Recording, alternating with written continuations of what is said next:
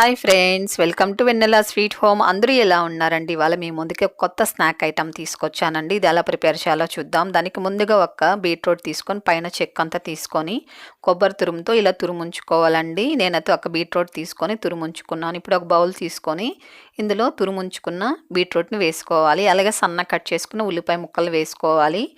అలాగే కారం తగినన్ని పచ్చిమిరపకాయలు కూడా సన్న కట్ చేసుకొని వేసుకొని అల్లం వెల్లుల్లి ఇలా తురుముకొని వేసుకోవాలండి. మీ దగ్గర అల్లం వెల్లుల్లి పేస్ట్ ఉంటే కూడా వేసుకోవచ్చు.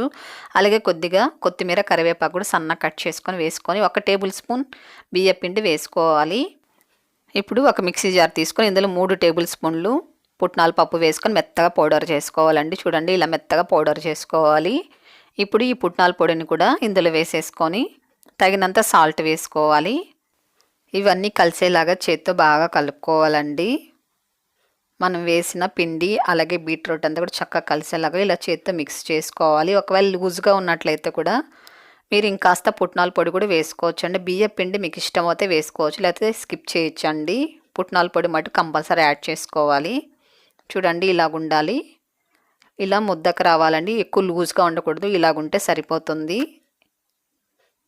ఇలా బాల్స్ లాగా చేసి ఉంచుకోవాలండి. చిన్న చిన్న బాల్స్ లాగా చేసి ఉంచుకోవాలి.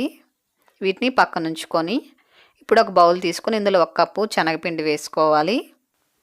అలాగే ఇందులో 1 టీ స్పూన్ బియ్యపిండి వేసుకోవాలండి. పొడి బియ్యపిండి ఉంటుంది కదా, 1 టీ స్పూన్ వేసుకుంటే సరిపోతుంది.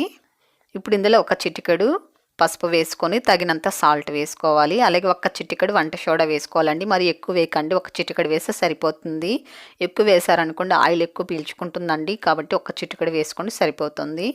ఇప్పుడు కొద్దిగా వాటర్ పోసుకుంటూ పిండిని బజ్జీ పిండిలా కలుపుకోవాలండి. ఎక్కువ లూజ్గా ఉండకూడదండి. పిండి ఎక్కువ లూజ్గా ఉంటే కూడా ఎక్కువ ఆయిల్ పీల్చుకుంటుందండి. కాబట్టి చూడండి, ఇలా కలుపుకోవాలి. పిండిని ఇలాగ ఉండాలండి. పిండి మరి ఎక్కువ లూజ్గా ఉండకూడదు, అలాగని ఎక్కువ టైట్గా ఉండకూడదండి. పిండి ఇలాగుంటే సరిపోతుంది. ఇలాగుందనుకోండి చాలా చక్కగా పొంగుతూ వస్తుందండి. ఆయిల్ కూడా చాలా తక్కువ పీల్చుకుంటుంది.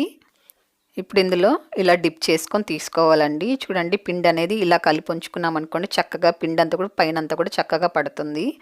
ఇప్పుడు స్టవ్ వెలిగించుకొని ఆయిల్ పెట్టుకొని వేడి చేసుకోవాలండి. ఆయిల్ బాగా వేడెక్కిన తర్వాత మీడియం ఫ్లేమ్లో ఉంచుకొని నెమ్మదిగా ఒక్కొక్కటి వేసుకోవాలి. వేసుకునేటప్పుడు మీరు మీడియం ఫ్లేమ్లో ఉంచుకోవాలండి.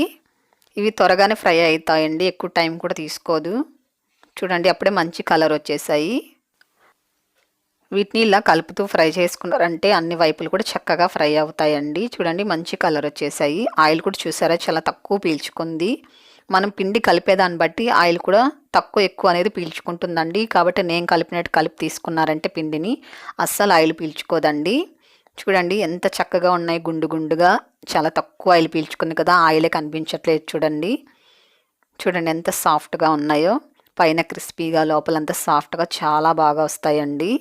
ఇప్పుడు నేను కట్ చేసి చూపిస్తా. చూడండి, లోపలంతా కూడా చక్కగా పిండి అంతా కూడా ఉడుకుంటుంది. మనం వేసిన పుట్నాల పప్పు అలాగే బీట్రూట్ కూడా చక్కగా కుక్ అవుతుందండి. చూడండి ఎంత కలర్ఫుల్గా ఉందో. టేస్ట్ అయితే చాలా బాగుంటుందండి.